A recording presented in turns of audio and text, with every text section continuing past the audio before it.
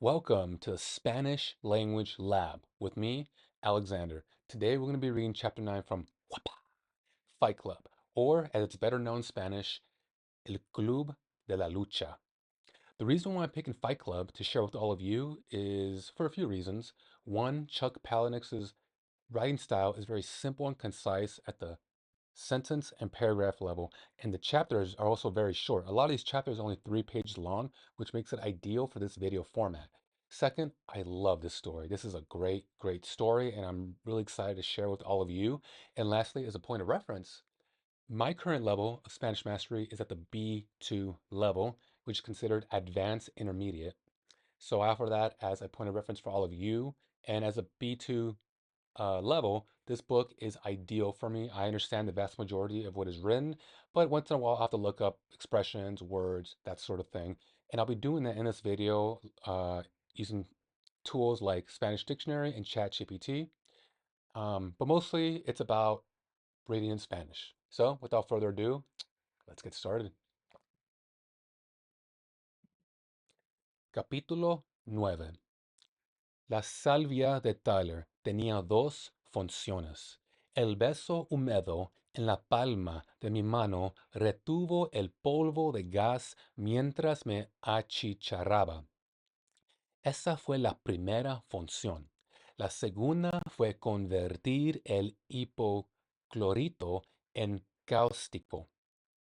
El polvo de gas solo es cáustico cuando lo mezclas con agua o saliva. Saliva. Yes, that's right. Es una quemadura química, dijo Tyler. Te dolería más que cualquier otra quemadura. La lejía sirve para desatascar desagües obstruidos. This is a very interesting word. Desagües. Desagües. I'm not 100% sure on the pronunciation. We'll look into that. But you see these dots over the U. You don't see that a lot in Spanish. You see it with some words. So this is really worth pausing and taking a look at. So I've gone ahead and asked. So let's go to. So first of all, oops. So first of all, those dots are called diéresis. Diéresis. Diéresis. Diéresis. So those are the double dots. Now, also, how do you pronounce this word? I'm not 100% on that one. So,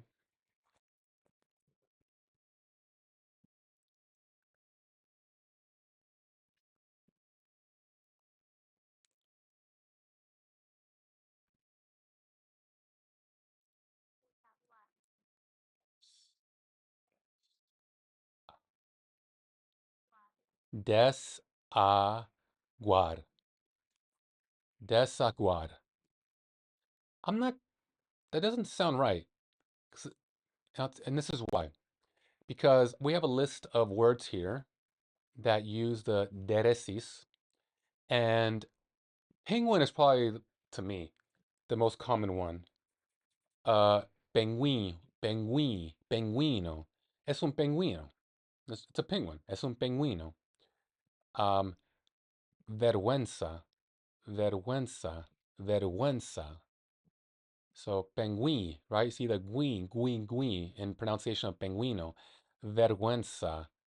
Oh, Sometimes the V's in Spanish are B's. Vergüenza. Shame, embarrassment. That's probably the most common one. Vergüenza. It's an emotion. Um, and then we have our word down here, which means drains. Desagües. Okay, maybe you don't. Maybe it doesn't have that strong of like a presence in the word. I think desagües. Yeah, it's kind of soft. You're not hearing the wee. So penguino, bilingüe. vergüenza. And then here's another one down here that Chat GPT actually didn't include. I had to ask it to include it. So let me blow these words up a little bit more in size. That's probably, there we go. So this word, way, way. Way. I don't think you hit the G very hard in this one. Way. So this is a Spanish word. It's informal. It means like, hey dude, hey man. Not quite hippie, but just like bro. It's like the Spanish bro. So it's like it means dude like or it's a Mexican slang. So this is a word I'm very familiar with because my father's Mexican. So you hear this a lot. Also, this is a side note. Like my Spanish influences are Argentina, Mexico, and Spain, and a Mexican, informal Spanish, you might say way. Hey, dude. Hey, dumbass. Este way. In Spain, you would say tío. Vamos, tío, dale. And in Argentina, you would say che. Dale, che, vamos. Pone prisa. So you have tío in Spain, way in Mexico, and che in Argentina. But anyways, yeah, I thought that was pretty cool. Worth pointing out at the outset. All right, let's keep going. And just to be clear about what's happening in chapter 8, there's a lot of talk about hitting rock bottom, and our protagonist thought he had reached a state of alignment. He was comparing himself with Buddha and Jesus and the Indian god. I forget the name. So it's an S. Uh, I forget. But anyways, he had this false sense of enlightenment, and he thought he was rising above, he thought he was flowing above everyone else because he was tearing down these what I think of as like concentric spheres of comforting illusions in your life. You leave Plato's cave and you end up in a bigger cave. You leave that bigger cave and you end up in a bigger cave. And so he's starting to tear down the illusions in his life. This is like, corporate culture is BS, consumer culture is BS, and these are ways that they fill the void in our lives. And so he's starting to see this. He's like, okay, I'm wise to the world. I'm wise to these comforting illusions. I am now wise. I am now enlightened. That was chapter 8. Chapter 9, he's actually, this book defines alignment as like nihilistic rock bottom, like painful, visceral, nihilistic rock bottom. You just have to give up complete hope. You have to just completely surrender to nothingness in your life. And it's only once you've done that and shredded and destroyed all these comforting illusions in your life are you then empowered to recreate yourself? Are you then empowered to move in any direction in your life? So that was the idea we're working towards in chapter 8. In chapter 9, vamos a tocar fondo. Vamos. Venga. Dale. All right. Cierra los ojos. Una mezcla de hipoclorito y agua llega a perforar una cacerola de aluminio. Una solución de hipoclorito de agua disolverá una cuchara de madera. Combinado con agua, el polvo de gas supera los 100 grados de temperatura y al calentarse me quema el dorso de la mano. Tyler posa sus dedos sobre los míos. Tenemos las manos extendidas sobre mis pantalones manchados de sangre. Y Tyler me pide que preste atención porque es el momento más importante de mi vida. Vamos a tocar fondo, chicos, porque todo hasta este momento es una historia, dice Tyler, y todo lo que venga después será otra. Es el momento más importante de nuestra vida. Oh, I love this chapter so much. La lejía adherida con la forma exacta del beso de Tyler. Es una hoguera o un hierro candente o una pila atómica derretida de mi mano al final de una larguísima carretera que imagino a kilómetros de mí. Let's read that one again, yeah? This whole chapter is like, as I mentioned, my favorite. I'm not quite sure what happened here. So, la lejía adherida con la forma exacta del beso de Tyler. So, if I'm gonna keep it 100 with you, I don't know what lejía is. So, let's go back and find out what that means really quick. Bleach. I mean, I know what's happening here because I've seen the movie, but if I'm gonna, be honest about the language and learn, sometimes we'll have to look up words meaning. Other times we can look at context clues. But here, lejía means bleach. I had to look that one up. Okay. Um, all right. So now I can honestly say that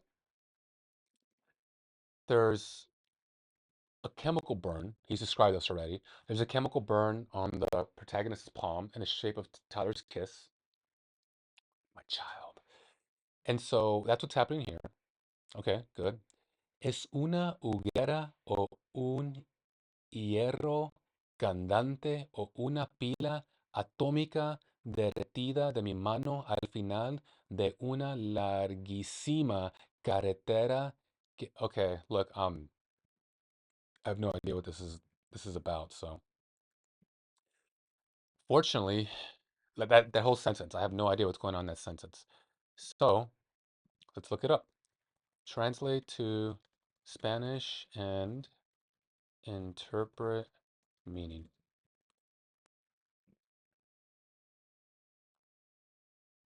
And poetically, I mean, it is a novel. No need. Oh my God. Translate to English and interpret meaning. Another sip of coffee, please.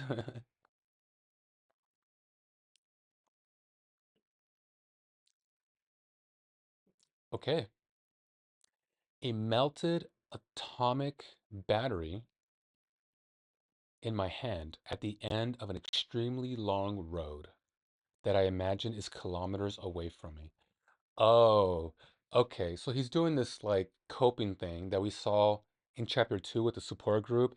Like they're led through a mindfulness meditation, and they're asked to like think about their safe space. And he thought about penguino. He thought about a cave with the penguin in it. The penguin said, "Slide." It's the same thing in the movie. And so it's this coping mechanism. It's like, all right, how do we cope with the emptiness in our lives, the hollow shell of our life the hollow shell that is our life. On the surface, there's something there, but if you just pierce through that thin veneer, you realize there's nothing there.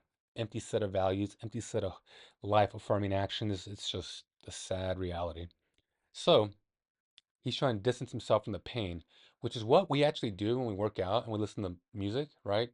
It releases some kind of neurotransmitter. I'd have to look up which one, but it helps. Or if you're on the treadmill for like 20 minutes, like I don't want to be mentally present for 20 minutes on a treadmill, so you listen to music, and that's what's happening here.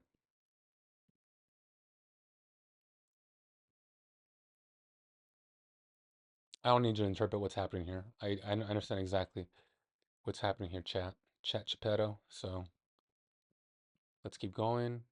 That's a good sentence. All right, so we are here.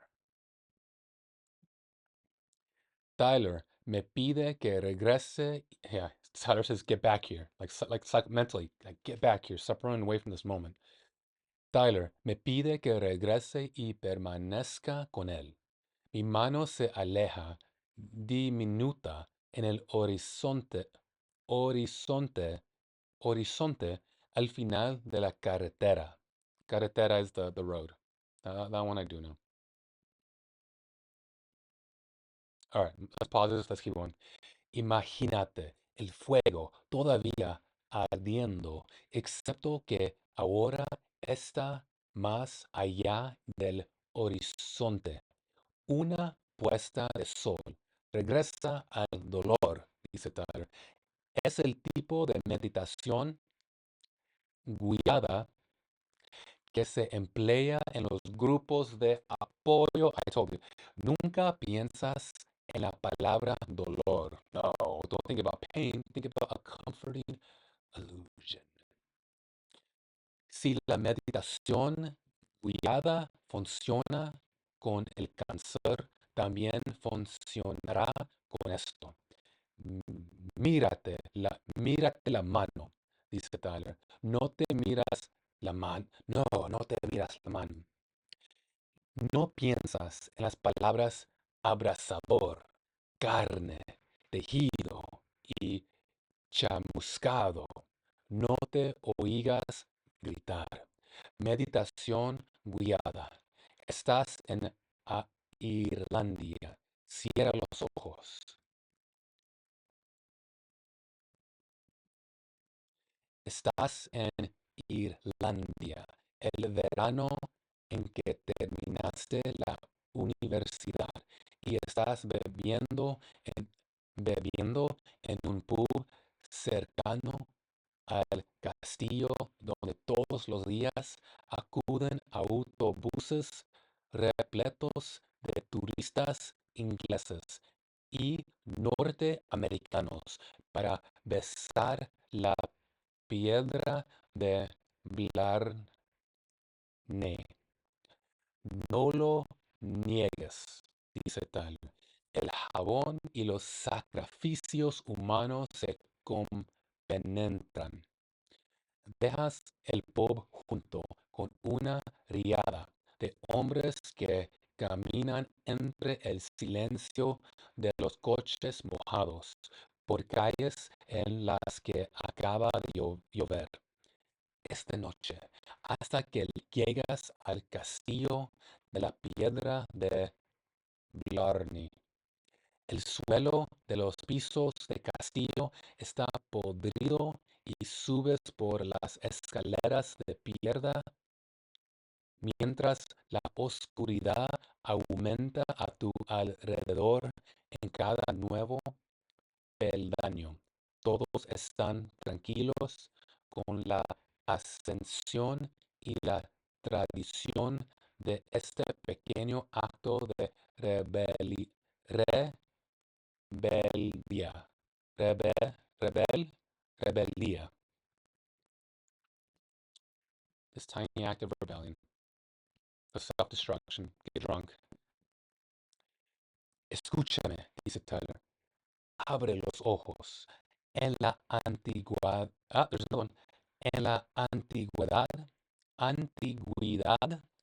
en la antigüedad, dice Tyler, los sacrificios humanos se ejecutaban en una colina que dominara un río. Miles de personas, escúchame, se ejecutaban los sacrificios y se ponían a arder los cuerpos en una pira. Llora si quieres, dice Tyler. Ve al fregadero y deja que el agua corra sobre la mano, pero primero debes saber que eres un estúpido y que morirás. Mírame. Oh, this is intimate. Algún día, dice Tyler, morirás y hasta que no seas consciente de ello, no me eres... One more time. Sorry about that, folks. Algún día, dice Tyler, morirás y hasta que no seas consciente de ello, no me eres de ninguna utilidad. Estás en Irlandia. Llora si quieres, dice Tyler, pero cada lágrima que caiga sobre la lejía te dejará en el pie una cicatriz como la producía por un cigarrillo. Damn. Can we just stop to appreciate that sentence right here? So the protagonist is trying to, as I mentioned before, like psychologically distance himself from this excruciating pain. And you see how as we read through this book, Tyler is kind of moving the goalposts a little more from like what his ultimate goal is. So right here, this sentence, one day you're gonna die, and until and as long as you're not conscious of that, you're of no use to me. You're of no utility to me. It's like, what are you talking about? No utility to you? Like, where's this going? I mean, we know where this is going, Project Mayhem, but like, you see, it's just kind of moving the goalposts a little more, a little more, a little more, in a very sly way. And then this sentence is the psychological bomb right here. Cry if you want, but every teardrop that drops on the bleach on the palm of your hand will create a scar. And it will, as if it was produced by putting out a cigarette on on your palm. So it's like you can cry, you can be weak, you can feel pity for yourself, but every time you do that, you are hurting yourself. In other words, man the fuck up, right? I mean, that's a concise way to put it. Or woman the fuck up. Toughen the fuck up. Rise. I don't know if it was chapter 4 or 5 or 6, but there was a line that said that we're a generation of men raised by women. And when I read that, I remember thinking, like, in other words, you're all a bunch of weak bitches. That's how I translate that. Um, you're a bunch of weak, effeminate bitches. A generation of weak, effeminate bitches. Um, it's a novel, so you can't quite be as sophisticated in your expression as that. But that's, I mean, we all understand what that means. Like that's what's being communicated here. And so this idea of emasculated man is being brought to light, right? And you see that a lot with online figures like David Goggins and other ones. Um, and but it's like, I will say this. I will say that there is a ring of truth to that. Like men, this is coming back to this idea of normative gender roles. And look, man, like as someone who sees the nihilism on the wall, you do you. Like you're gonna die sooner than you think you are. You may not live to be 80. You might live to die in a car accident at 35. You know, so live your life as you want for sure. But for some people, it's like actually reclaim. For some men, reclaiming your masculinity in somewhat of a archetypical fashion is part of the answer. And now how that manifests could be different. Sometimes people think, oh, I'm just gonna posture and get a tattoo and bench press, and that's gonna make me a man. Well, I mean, it's like the wrapping paper. I mean, you might look more masculine, and I do think it helps, but that's not. I mean, come on, that doesn't run very deep. That even that in itself might be a bit of a nihilistic take. For others, it means being a father and being a provider, for sure, for sure. Like that's when I see that, I'm like, that's a man. That's a man right there. It could mean just being or not, but being a leader, being responsible for the welfare of other people. Men do that. Women do that too, but like, let's talk about men for a second here, huh? But you don't have to have a family. You can just be a leader of a community. That's like, yeah, be a leader of a community who's responsible for the welfare of those in your team, in your tribe. Men do that. Yeah. So, anyways, rant aside, he's trying to get our protagonist to toughen up. And all things considered, yeah, toughen the fuck up. Toughen up. Be resilient. This comes back to the idea of stoicism, which I think has been perverted in the online community to mean different things. But I mean, at the base of it, yes, that's a little bit of stoicism goes a long way. I'm on board with that. Okay, guided meditation. Meditación guiada. Estás en Irlandia. Oh man, I already read this. Oh yeah, we scrolled up. Um,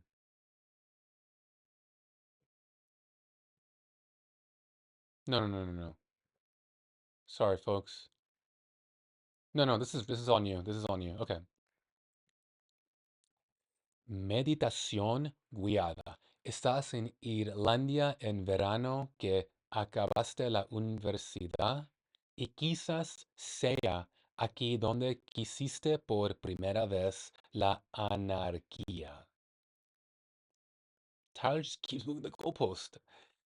Unos antes de años, perdón, años antes de conocer a Tyler Durden, antes de mear en tu primera creme Galiz,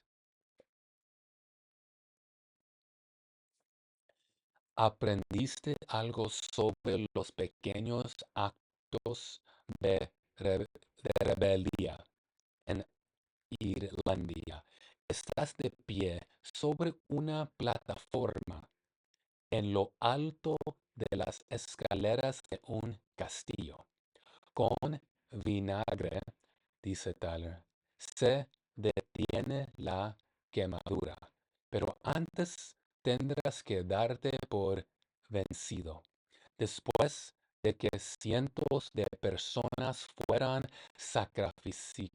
sacrificadas y quemadas, me cuenta Tyler, una mesa de residuos espesa y blanca se deslizó por el altar colina abajo en dirección al río. Primero tienes que tocar fondo. Dígame más. Estás en la plataforma de un castillo de Irlanda y una oscuridad insondable cubre el borde de la plataforma delante de ti. En la oscuridad, a la distancia de un brazo, hay una pared de piedra. La lluvia, me cuenta Tyler, cayó años atrás. Perdona. La lluvia, me cuenta Tyler, cayó año tras año sobre la piedra. La pira, y año tras año se quemó gente, y la lluvia se filtró por entre las cenizas de la madera y se convirtió en una solución de lejía. La lejía se mezcló con la grasa derretida de los sacrificios y una mesa de jabón blanco y espesa de deslizo por, am I saying that right? Deslizo, ya, por la base del altar y serpenteó colina abajo hacia el río. Y los irlandeses que hay a tu alrededor camin- caminan con su pequeño acto de rebeldía en la oscuridad hasta el borde de la plataforma. Se detienen en el saliente de la oscuridad insondable y mean. Me dicen, vamos, mea un buen chorro de ese pis americano rico, amarillo y atestado de vitaminas, rico, caro y desperdiciado.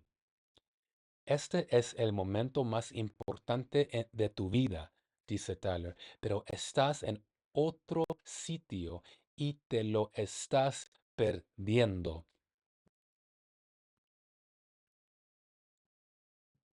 Estás en Irlanda, Oh, y lo estás haciendo. Oh, sí, sí. Y hueles el amoníaco y la dosis diaria de vitamina B. Tyler me cuenta que tras 1000 años de matanzas y lluvias, los antiguos descubrieron que sus vestiduras se limpiaban mejor si las lavaban en aquel lugar, allí donde el jabón llegaba al río. Mío, meo, meo sobre la piedra de Blarney. ¡Qué tío! This is a Spanish translation of Fight Club from English to Spanish. And as I said earlier, in Spain, they say dude, man, hey, it's tío. ¿Qué tío? You see it right here. ¿Qué tío? Dice Tyler. Me meo en los pantalones negros con manchas de sangre secas que mi jefe no soporta. Estás en una casa alquilada. I gotta slow down. Estás en una casa alquilada en Paper Street. Esto quiere decir algo, dice Tyler. Oh, Paper Street, symbolic, wash away. Let's see where he's going with this before I comment. Es una señal, dice Tyler. Tyler es un pozo de información valiosa. Las culturas sin jabón, dice Tyler, utilizaban su propia orina y la de sus perros para lavarse el pelo y la ropa con el ácido úrico y el amoníaco que contenían. Hay olor a vinagre, vinagre. Hay olor a vinagre y el fuego que te abraza la mano. Al final de esa larga carretera sale fuera de ti. Hay olor a lejía que te esclava los cines. I'm breaking down already. Sinuses, sinus nasales, sinus. That sounds odd to me, so let's look it up. The pronunciation.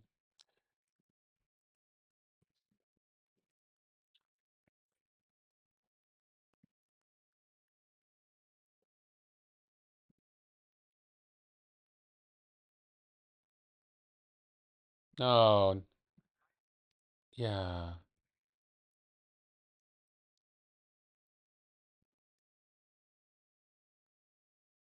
Okay. So I guess this just doesn't, it's an English word that doesn't translate. Um, all right, whatever. Let's not dwell on this.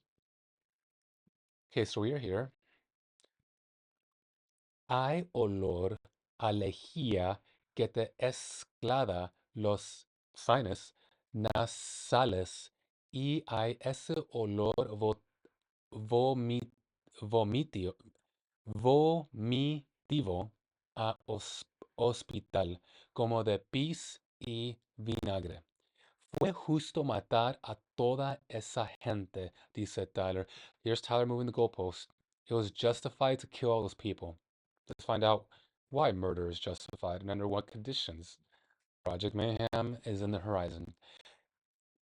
El dorso de tu mano está hinchada, roja y brillante, como un par de labios idénticos a los del beso de Tyler. Diseminados en torno al beso están los puntos de las quemaduras del cigarrillo de alguien que ha estado llorando. Abre los ojos, dice Tyler. Su rostro está cuajado de lágrimas. Felicidades, dice Tyler. Estás un paso más cerca antes de tocar fondo. Tienes que saber que el primer jabón se fabricó con héroes, dice Tyler. Ha ha ha. That's a good line. That's a very good line. You have to know that the first soap was fabricated with heroes. Dun dun dun. Piensa en los animales que se emplean al experimentar productos. Piensa en los monos que lanza al espacio. Sin sus muertes, su dolor, sin su sacrificio, dice Tyler, no tendríamos nada. That's the chapter. He's inching us towards the idea of having to crack a few eggs to make an omelet. I mean, he's not wrong. He's not wrong. Um, right? Like, what is Elon's Neuralink company? They're experimenting with chimps for brain implants. Better the chimp, dies or suffers from it than the human, right? Those sacrifices are well made. Um, the first the first animal into space was a human. I think it was a Russian dog named Laika. I think. And were monkeys sent to space? I think they were. And then, once I guess you can get a monkey back alive, then maybe you can send a human. And so he's not wrong. We do this all the time. Um,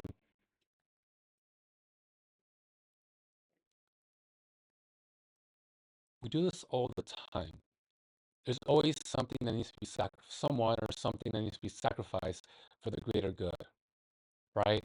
I mean, that's what our army is, right? You sacrifice soldiers to bring stability to a region, and now we can travel to Paris because the Nazis aren't there, for example. Yeah, I mean, a lot of what Tyler is saying makes sense, but there's gonna come this point where he's gonna say, "Here, take the gun," and that's gonna be like an inflection, like, "Whoa, whoa, whoa, para, ¿qué está pasando aquí con la arma? ¿Qué estamos haciendo aquí?" But we're not there yet. So, anything else I want to say about this chapter? Um,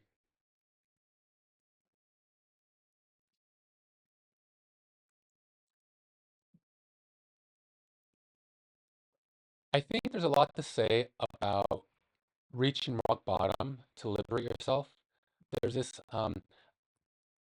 I do think there's a tremendous amount of truth to that, but there's a way to do this maliciously in a cultish way.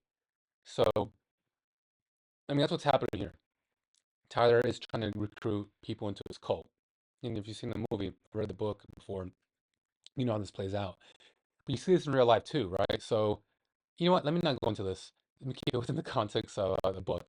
Yeah, so that's it. That's all I want to say about the book. Those are my final thoughts. If you made it this far, please consider liking the video, subscribing to the channel. I'm going to get better at doing this as time goes on. And that's my promise to you. Subscribe, and that's my promise to you. I will continue to improve. And I'll continue to do new content. I'll continue to pick interesting books to read. In fact, if there's something you'd like me to read next, drop a comment below and I'll take that into consideration. And enough people want me to read it, I'll read it. Why not? I'm here to serve all you folks as I continue on my journey towards Spanish mastery with all of you. And yeah, that's it. Ciao. Buena suerte. Lárgase, chicos, por favor.